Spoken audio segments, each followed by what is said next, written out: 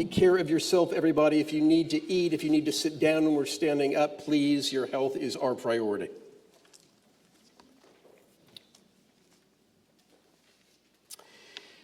In 1991, not long after the Berlin Wall came a-tumbling down, Dr. Katharina von Kellenbach went to what had been East Berlin.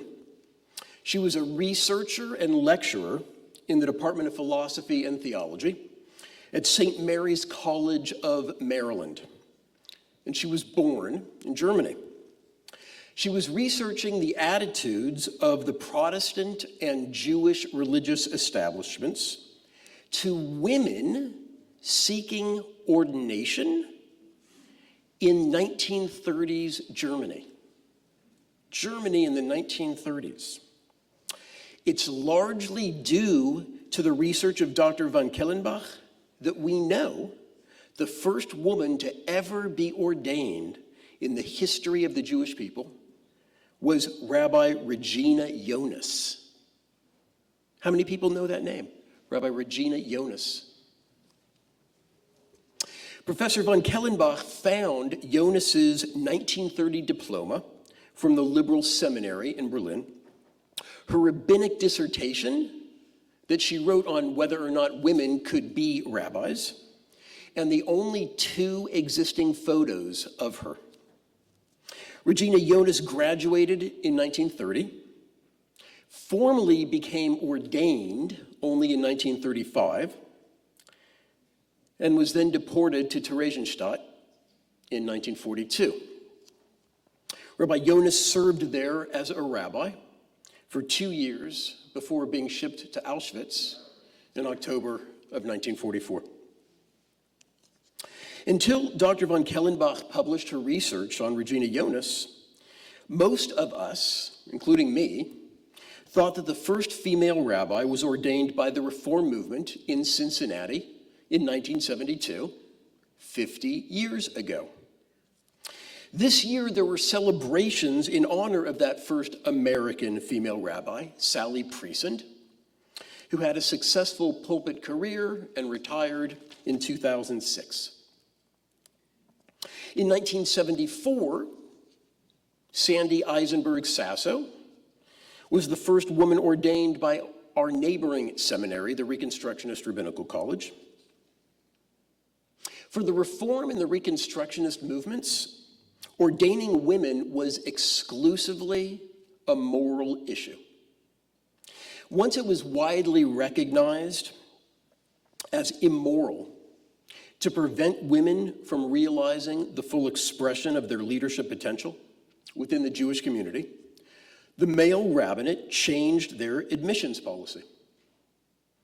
We don't need to be historians of American feminism to understand that the decision by those male rabbis was greatly influenced by what was happening in the general American culture. For the conservative and Orthodox movements, in addition to the issue of morality, many felt that there also needed to be a halachic way, a legal way, to justify bringing women into the rabbinate. Morality was the motivation, but for most traditional rabbis, there also needed to be a halachic mechanism. So in 1977, the conservative movement formed a commission to study the issue. By 1979, there was a majority who decided to allow women into the Jewish Theological Seminary. And in 1985, Rabbi Amy Eilberg became the first woman ordained as a conservative rabbi. This whole 50th anniversary of women in the rabbinate didn't really register with me until a few months ago when I received an email from a congregant. Here are a few highlights of that note. I was raised by parents who were raised Orthodox in Western Europe.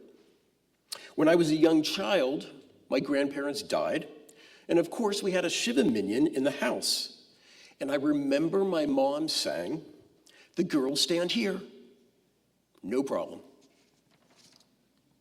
She continues, "I recently attended a Chabad service and was totally turned off by the women's place in traditional Judaism. Apparently, since my grandfather's Shiva, my self-perception of my role in Judaism has evolved. I felt shoved aside, ignored, and unneeded. Please be assured the people were totally sweet, accepting, etc. Women are just superfluous. I am so glad I am at a conservative synagogue that values women. We do. Our congregant then lamented the current political environment that has seen a reversal in women's rights. And then she threw down the gauntlet. She challenged me to make this year Year of the Woman. Women scholars, women teachers, women authors, and women's perspectives from the Bema. Thanks to our adult education co-chairs, Skip Atkins and Wendy Fine-Cooper, welcome to AJ's Year of the Woman. You will find your pamphlets outside as in the foyer. We formally kicked off our Year of the Woman last Shabbat when Ossi Nussbaum helped demystify the upcoming Israeli elections.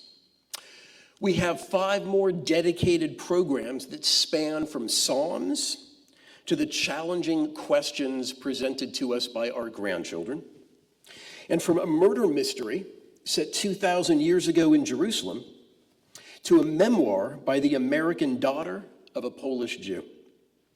Our centerpiece will be our scholar in residence from Jerusalem from the Pardes Institute, Judy Klitzner.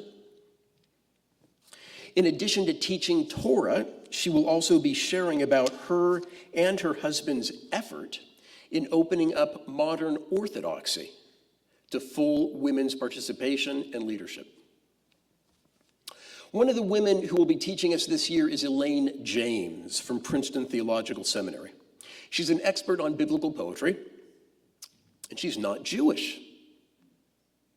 For Shlichot this year, we invited a Catholic campus minister, Christine Eberle, to dialogue with me about forgiveness and teshuvah. For those of you who were here, I hope you'd agree that she contributed a fresh perspective that raised the level of discussion for us all. 2 years ago, we learned with another Catholic woman, a theologian from LaSalle University, Professor Maureen O'Connell. You might not recall, but I invited Professor O'Connell to lead us in the opening prayer, something that she could not do in all Catholic contexts. It's worth taking a moment and pointing out that 50 years ago, inviting 3 Christian women to shul to teach Jews may have raised an eyebrow. I understand that we are regularly bombarded with negativity and scariness, but on many fronts, we have come a long way. We have no problem acknowledging that we have no monopoly on truth and that we have what to learn from other religious traditions. And on the other hand, we also have what to share. We live in an open marketplace of religions. 1/3 of Americans today identify with a different religion than that into which they were born. 1/3. Historically, Jews have not been known as the most welcoming to converts. It goes back to the book of Ruth and how the rabbis advised us to be like Naomi and initially turn away potential converts. It also has something to do with conversionary activity on our part being punishable by death. And in some Muslim countries, converting to Judaism from Islam was a capital offense. So there are many reasons why Jews weren't in the conversion business, but one big reason was that we Jews don't think you have to be Jewish to be a righteous person or to have a share in the world to come, whatever that may be. That universalistic belief, which we can all be really proud of, takes the wind out of missionary activity. We're not knocking on doors saying that we're the only ticket to heaven. For Christians in particular, there's a bizarre statistic about us Jews. We're the most secular religious group in the country. We're the most secular religious group in the country. We can be secular Jews because being Jewish is more than being religious or being religiously observant. We are Am Yisrael, the people of Israel. And plenty of us who are religious or religiously observant still have a secular outlook in terms of not awaiting a divine Savior to fix the messes we've made ourselves. It's really hard to be a contemporary Jew and believe in a pre-modern version of God. By and large, Jews don't. And that's largely because we're so well educated. But as educated as we Jews are, we're not so educated Jewishly.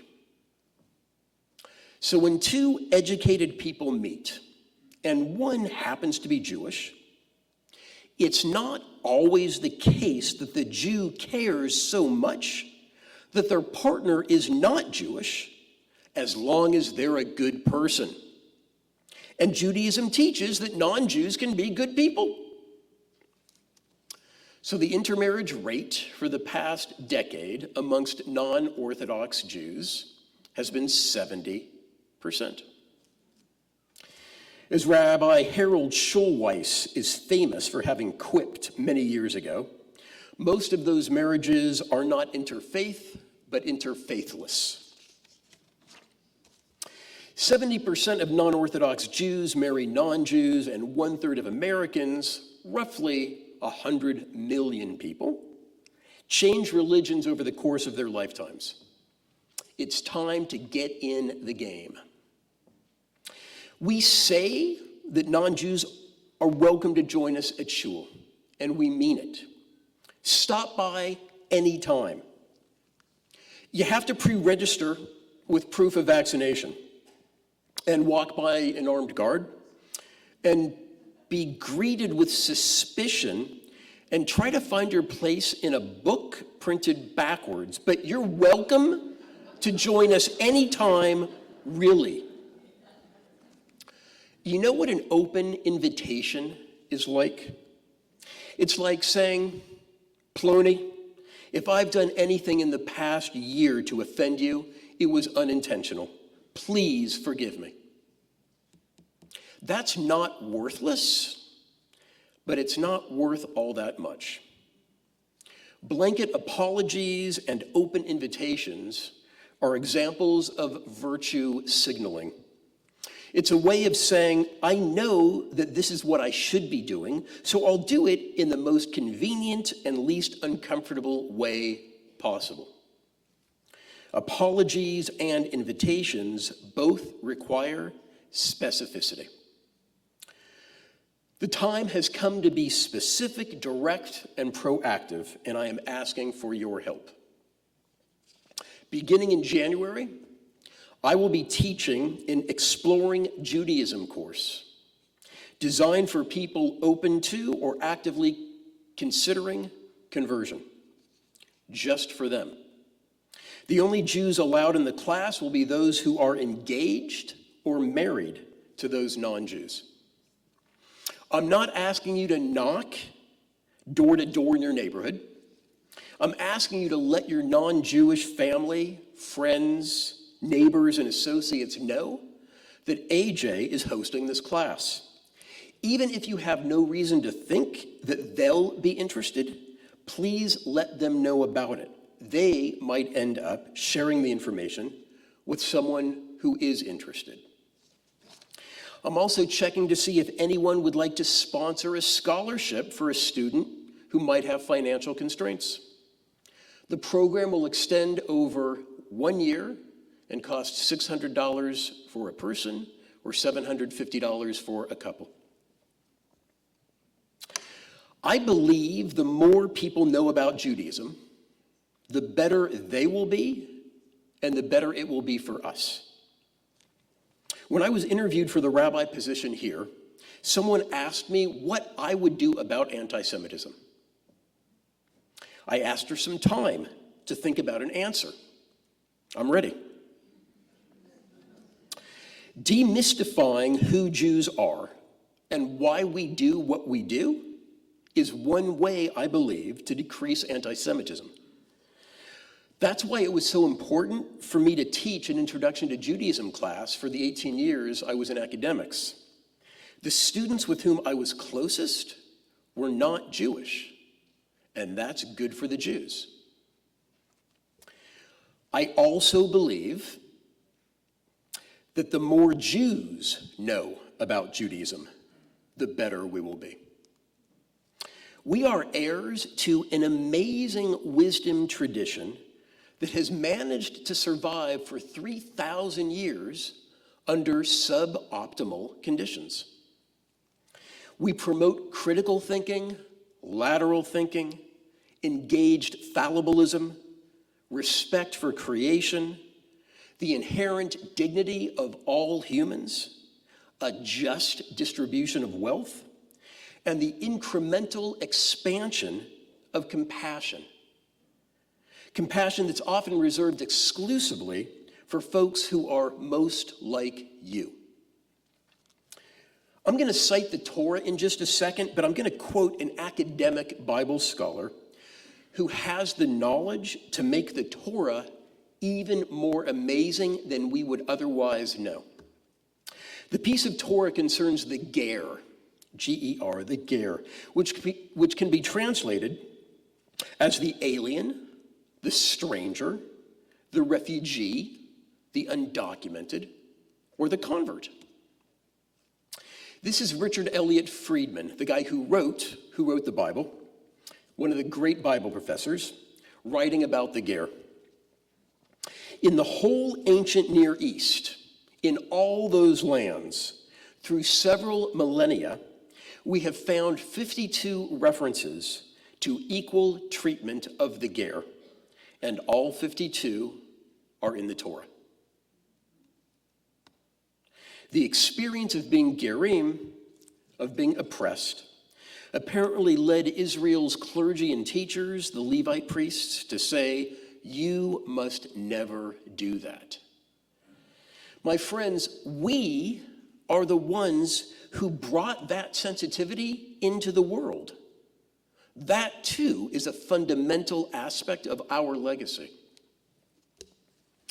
Judaism has a sound judicial philosophy that allows our leaders to adapt our values to new social and economic conditions.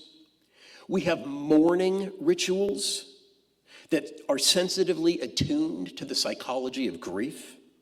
We have an emphasis on education that has given us a ridiculously disproportionate number of Nobel and Nobel-adjacent prize winners, and ironically, left us with the highest percentage of secularists of any religious group. We've put new flesh on the old bones of our nation state. We Jews are the oldest indigenous people of Judea. My dad's mother tongue was Yiddish, but the first language he learned to read was Hebrew, the language of our people, recorded in low-tech scrolls chanted all over the world. We're the only people to resurrect a state. And although we desire peace, we won't sacrifice our safety, our ultimate value. Never again. We live in an open marketplace of religions, and our long history of religious diffidence and discretion no longer serves us. It's time to come out of the closet and be proud not only of being Jews, but of being Jewish and doing Jewish and learning Jewish and celebrating Jewish. We are more than Kugels and Knishes and Larry David. We are compassion, we are community, we are ideas, we are action. Those ideas include our belief in the precious capacity to change our actions and change our futures. Teshuvah requires change. Inviting Gentiles to consider our lifestyle requires change. Incorporating women in all that is Judaism requires change. And getting you 3 times a year Jews to up your Jewish quotient requires change. Celebrating the Year of the Woman is not a consolation prize.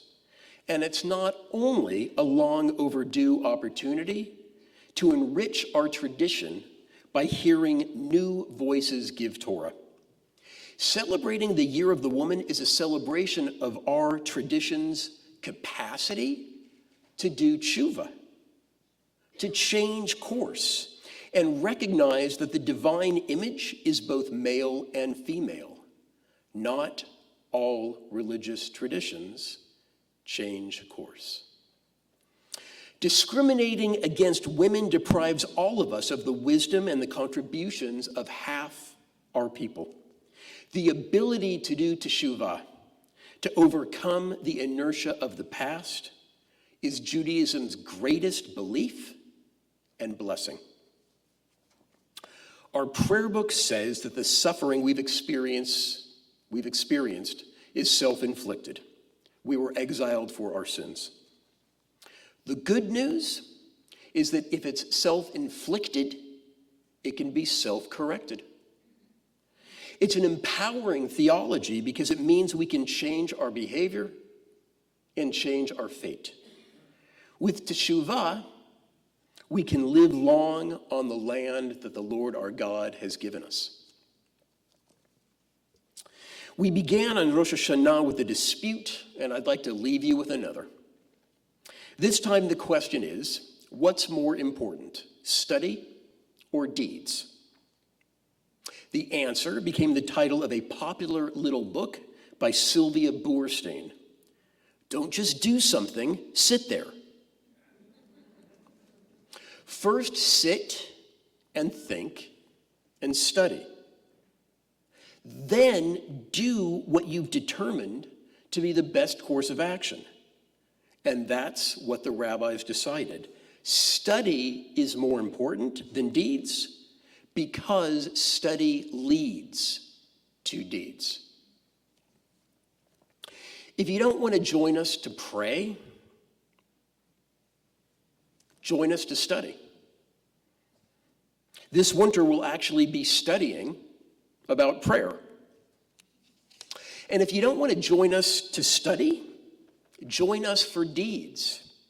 We do plenty.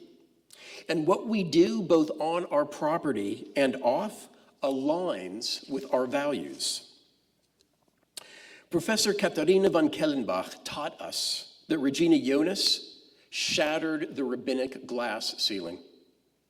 Marvin Black exercised his conscience, and Annette Black stepped up to where no woman had stepped before. And Ricky Goodman pioneered the presidency of AJ as a woman. Each one of us, every one of you, has the potential to break new ground, but we need the support of a community to actualize that potential. We are a community who supports one another, grieves with one another, celebrates with one another, learns from one another, and blesses one another for acts of kindness and compassion. We want the best and only the best for one another. We are Adat Yeshurun, the community of the upright. May we all be blessed with the health and the clarity and the strength to live up to our name. Gemar Chatima Tova.